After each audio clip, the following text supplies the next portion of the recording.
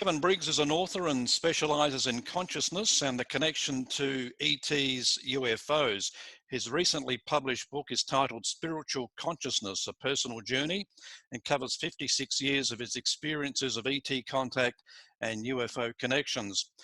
Kevin could be described as an intergalactic ambassador. He seems to be on a mission, probably reluctantly at first, but has quickly garnished plenty of interest as he attempts to help people find spiritual consciousness. Hello, Kevin, and welcome. Hi, Dean. Well, thank you very much. I do appreciate you having me on your show. It's a pleasure to talk about my book now, and I'm surprised at the interest. And as you say, it is a journey of 57 years from the age of 8, and it's about consciousness. It's about the ETs. It's about who we are.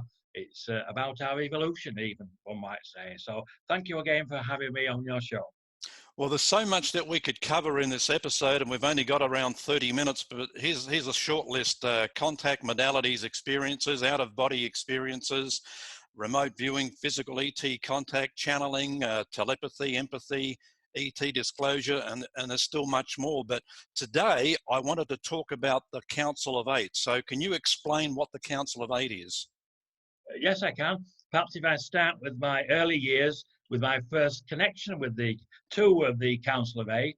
I was 8 years old at the time. I was having a weekly bath, which we had in those days in Yorkshire, and I'm not sure how hygienic that was. The rest of the time we were sponged down with soap and water.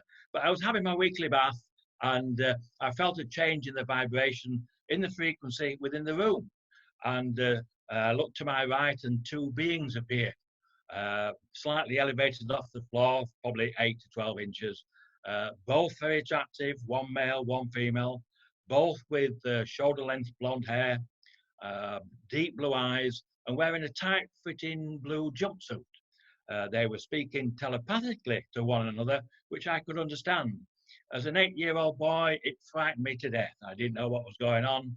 And I remember some of the conversation today. I remember the female saying to the male, bearing in mind these I now know are two members of the Council of Eight. Their names are Ort, that's the male, and Dee, she's a female. Dee said to Ort, "Is this a boy?" And Ort said, "Yes, this is a boy." Dee then questioned him and said, "Are you sure this is a boy?" He said, "Yes, I am sure." And then Dee said, "But look at him, he's small, he's uneducated, he's frightened by our presence." And I was terrified. He said, "No, this is a boy. I will guide him. I will teach him." There was some other conversation in that, but I don't remember it per se. And then they lasted a few seconds longer, and then they disappeared. I was so frightened. She was correct that I was frightened. I was so frightened I didn't get down to the bath. I stayed in the bath. The water went cold. I was shivering.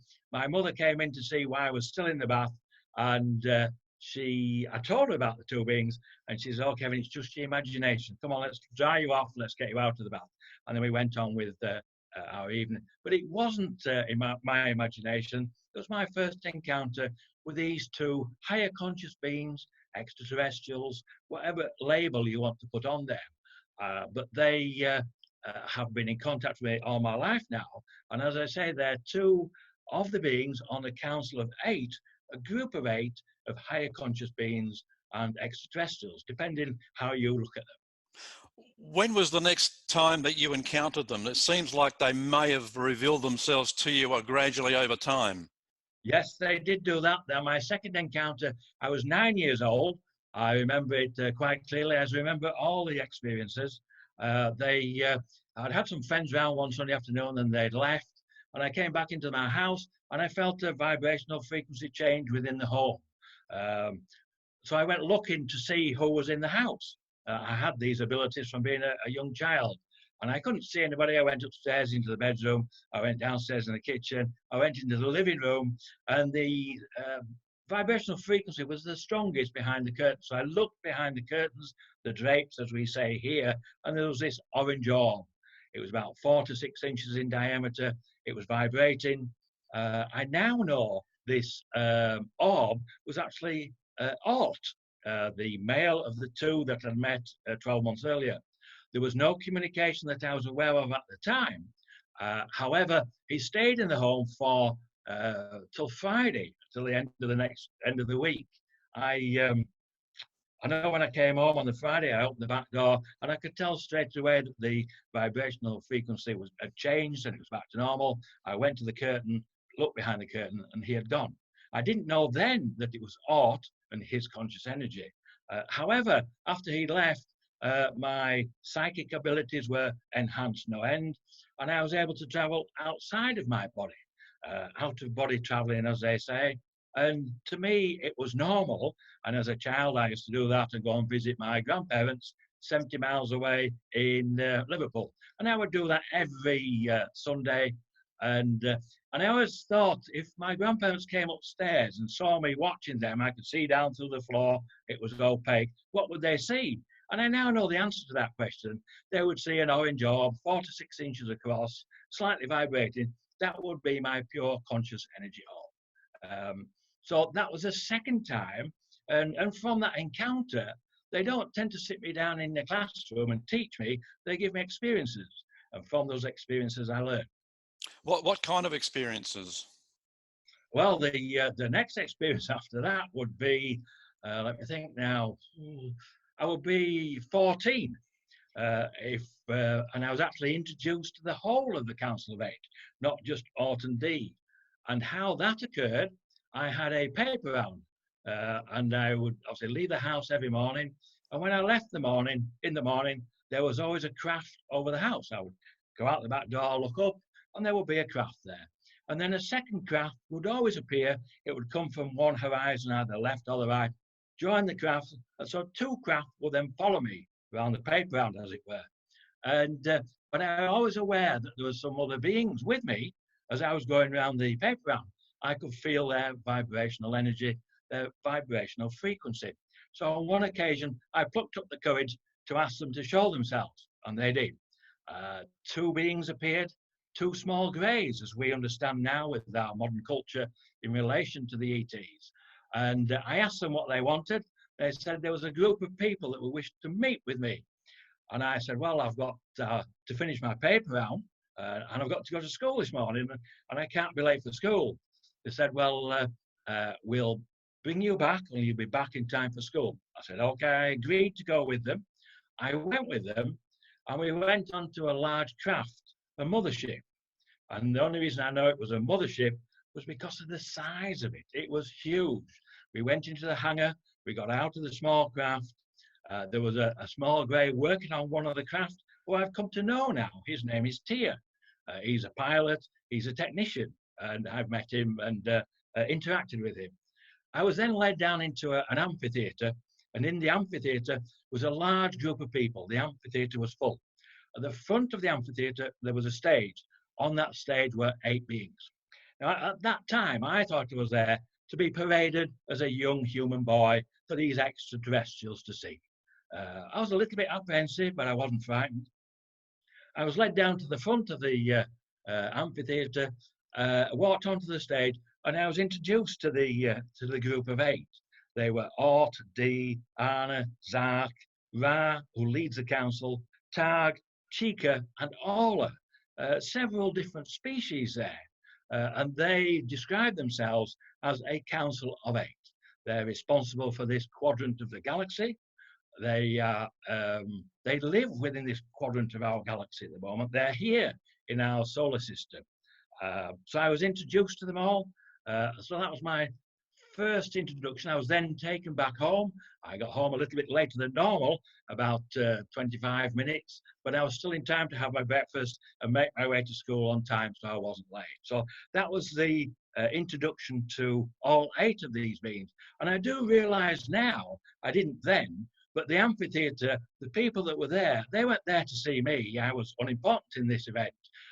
They are similar to like our council, our United Nations, where you have a gathering of people in an amphitheatre and the speakers or people addressing the audience on the stage. And that was the importance of that particular meeting. I didn't realize that as a child. I do now. Did you learn what their purpose was for being here? Yes, not at the time. Again, over a period of years, I've interacted with the whole of the group, all 8 of them, some more than others, but all 8. And their main purpose here is to help us develop, help us to learn, and they want to interact with us, share their technologies with us. They realize that we are polluting our planet, we are killing our planet. They have the technologies to help us turn that around and give us technologies so we can self-sustain our planet without killing it. They're concerned about us as a species, and they want to assist and help. So I'm trying to assist in that with the information they've given me. But the main thread of the information that they have given me is one of consciousness itself, and how we share that one consciousness, both with the trees, the plants, the animals, the earth itself, and all the other life forms within the universe. And they taught me how to communicate using consciousness itself, how to travel using consciousness itself, and how to create using consciousness itself. And that one consciousness links us all together as one life form within the universe that we all share. Do they realize that getting that message across to humankind could be a little bit difficult for people to kind of grasp that that concept? I'm sure it is. I'm sure it is. And I have a difficult task, I'm sure, ahead of me. I've only spoken out about this in the last few years. And the only reason I did that was because 3 years ago, Autumn D materialized in my bedroom again. I got up to go to the bathroom. It was 4 a.m. in the morning. And as I came back into bed, there was a bright light outside the window.